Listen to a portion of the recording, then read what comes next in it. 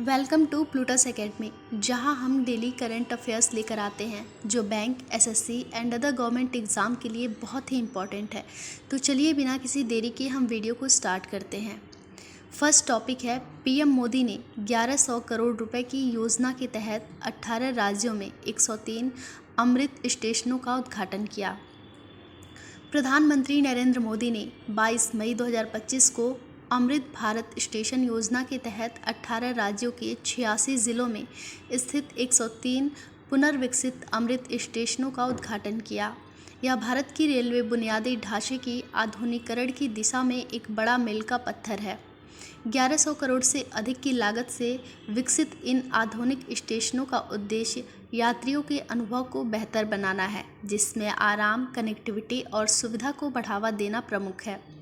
साथ ही यह पहल भारत की समृद्धि, सांस्कृतिक और सत्यापित विरासत का भी उत्सव मनाती है। यह परियोजना 1300 से अधिक स्टेशनों के पुनर्विकास के लिए शुरू की गई एक राष्ट्रीय व्यापी योजना का हिस्सा है, जिसका लक्ष्य देश की बढ़ती परिवहन आवश्यकताओं के अनुरूप रेलवे व संरचना को आधुनिक और सशक्त बनाना है।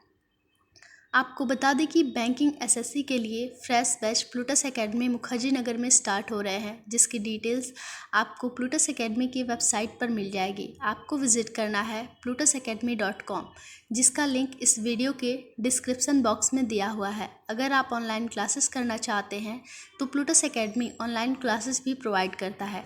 अधिक जानकारी के लिए आप 8123002808 पर कॉन्टैक्ट कर सकते हैं। अब टॉपिक पर आते हैं। सेकंड टॉपिक है, कन्नड़ लेखिका बानो मुश्ताक ने जीता अंतर्राष्ट्रीय बुकर पुरस्कार।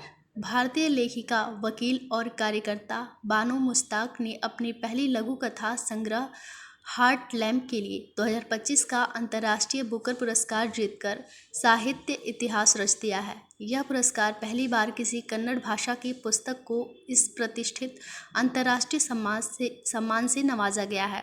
इस पुस्तक का अंग्रेजी अनुवाद दीपी भट्टी ने किया है, जो दक्षिण भारत की मुस्लिम महिलाओं की जटिल संघर्षों और उनकी दृढ़ता को उजागर करता है।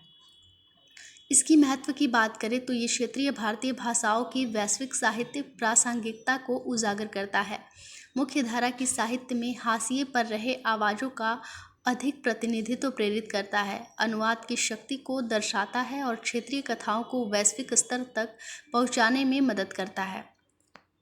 थर्ड टॉपिक है, लिवरपूल के पूर्व गोलकीपर पेपे रीना ने संन्यास लेने की घोषणा की।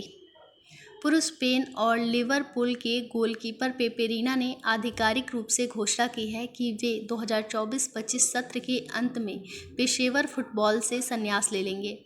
वर्तमान में इटली की सीरी ए क्लब कोमो के लिए खेल रहे 42 वर्षीय रीना अपने शानदार करियर का समापन करेंगे, जो 2 दशकों से अधिक समय तक चला और जिसमें उन्होंने यूरोपीय शीर्ष क्लबों के लिए 1000 से अधिक प्रतिस्पर्धी मैच खेले। अपने स्थिरता और नेतृत्व के लिए प्रसिद्ध रीना अपना अंतिम मैच इंटर मिलान के साथ खेलेंगे। फोर्थ टॉपिक है, अंतर्राष्ट्रीय आतंकवाद विरोधी दिवस 2025, जिसका उद्देश्य हिंसा के खिलाफ एकता को बढ़ावा देना है। भारत में प्रत्येक वर्ष 21 मई को राष्ट्रीय आतंकवाद विरोधी दिवस मनाया जाता है, जो पूर्व प्रधानमंत्री राजीव गांधी की पुण्यतिथि को स्मरण कराता है। यह दिन आतंकवाद और हिंसा के विनाशकारी परिणामों को याद दिलाता है और समाज में शांति, सद्भाव और एकता बनाए रखने का आह्वान करता है। यह दिवस भारत की आतंकवाद से लड़ने की अटूट प्रतिबद्धता और ऐसे कृत्यों में जान गंवाने वाले सभी लोगों को श्रद्धांजलि देने का प्रतीक है। इन प्रयासों के माध्यम से यह दिवस देश के सभी प्रकार की हिंसा के खिलाफ एक सशक्त संदेश देता है और आंतरिक सुरक्षा एवं सामाजिक सौहार्द बनाए रखने की सामूहिक जिम्मेदारी को प्रोत्साहित करता है। इस दिन पूरे भारत में सरकारी कार्यालयों, सार्वजनिक उपक्रमों और शैक्षणिक संस्थानों द्वारा विभिन्न कार्यक्रम आयोजित किए जाते हैं। अहिंसा और शांति के प्रति प्रतिबद्धता जताते हुए आतंकवाद विरोधी शपथ दिलाई जाती है। स्कूलों और कॉलेजों में व्याख्यान, वाद विवाद, संगोष्ठी और सेमिनार आयोजित किए जाते हैं, जिसका उद्देश्य युवाओं को आतंकवाद के खतरों के प्रति जागरूक करना होता है। गैर सरकारी संगठन और नागरिक समाज समूह जागरूकता अभियानों, शांति मार्च और सांस्कृतिक कार्यक्रमों का आयोजन करते हैं ताकि एकता को बढ़ावा दिया जा सके और घृणा आधारित विचारधाराओं को रोका जा सके। पूर्ववर्ती आतंकी घटनाओं पर विचार विमर्श किया जाता है और राष्ट्रीय सुरक्षा, आतंकवाद विरोधी रणनीतियों की समीक्षा की जाती है। फिफ्थ टॉपिक है विश्व सांस्कृतिक विविधता दिवस का उद्देश्य है विविधता में एकता को बढ़ावा देना। संवाद और विकास के लिए सांस्कृतिक विविधता का विश्व दिवस हर साल 21 मई को मनाया जाता है। यह एक वैश्विक उत्सव है जो दुनिया की संस्कृतियों और समृद्ध, शांति और सशक्त विकास को प्राप्त करने में अंतर सांस्कृतिक संवाद की महत्वपूर्ण भूमिका को मान्यता देता है। सांस्कृतिक विविधता पर सार्वभौमिक घोषणा 2001 के बाद संयुक्त राष्ट्र द्वारा स्थापित की गई। यह दिन सांस्कृतिक मतभेदों को अपनाने और समावेशी समझ और वैश्विक सहयोग को बढ़ावा देने के लिए मिलकर काम करने के महत्व पर जोर देता है। संयुक्त राष्ट्र ने इस दिवस की घोषणा 2002 में की, जो कि 2001 में अपनाई गई सांस्कृतिक विविधता पर सार्वभौमिक घोषणा के बाद किया गया एक महत्वपूर्ण कदम था। इस दिवस को मनाने का उद्देश्य सांस्कृतिक विविधता के मूल्यों की हमारी समझ को गहरा करना और यह उजागर करना है कि शांति और सतत विकास को समर्थन देने के लिए अंतर्राष्ट्रीय संवाद कितना आवश्यक है। 6 टॉपिक है गृह मंत्री अमित शाह ने नया OCI पोर्टल लॉन्च किया। गृह मंत्री अमित शाह ने 19 मई 2025 को overseas citizen of India portal का नया संस्करण लॉन्च किया। इस पोर्टल का उद्देश्य विदेशों में बसे भारतीयों के अनुभव को सरल, डिजिटल और सुरक्षित बनाना है। नया पोर्टल 50 लाख से अधिक OCI कार्ड धारकों और नए आवेदकों को बेहतर सुरक्षा, कार्यक्षमता और सुलभता प्रदान करता है। गृह मंत्रालय ने पुराने 2013 में विकसित पोर्टल को अपडेट करते हुए नया OCI पोर्टल लॉन्च किया। यह कदम भारतीय प्रवासियों की बढ़ती मांग और भारत से जुड़े सेवाओं को आसान बनाने के उद्देश्य से उठाया गया है। इसके उद्देश्य को समझते हैं। OCI पंजीकरण प्रक्रिया को सरल और सुव्यवस्थित बनाना, भारत आने या भारत में रहने के दौरान भारतीय मूल के लोगों को बाधा रहित अनुभव प्रदान करना, डिजिटल सुरक्षा को मजबूत करना और एक आधुनिक यूज़र फ्रेंडली इंटरफेस प्रदान करना। 7 टॉपिक है शिवपाल सिंह दूसरी बार डोप टेस्ट में असफल होने के बाद 8 साल का प्रतिबंध। भारत के स्टार भाला फेंक एथलीट शिवपाल सिंह, जिन्होंने टोक्यो ओलंपिक में भारत का प्रतिनिधित्व किया था, दूसरी बार डोप टेस्ट में असफल पाए गए। इस साल की शुरुआत में NIS पटियाला में प्रशिक्षण के दौरान किए गए out of competition urine sample में प्रतिबंधित पदार्थ मिला। राष्ट्रीय डोपिंग रोधी एजेंसी NADA ने उन्हें अस्थायी रूप से निलंबित कर दिया, जिससे उनका करियर समाप्त हो सकता है। 8 टॉपिक है भारतीय नौसेना के समुद्री बेड़े में शामिल किए जाएंगे प्राचीन जहाज।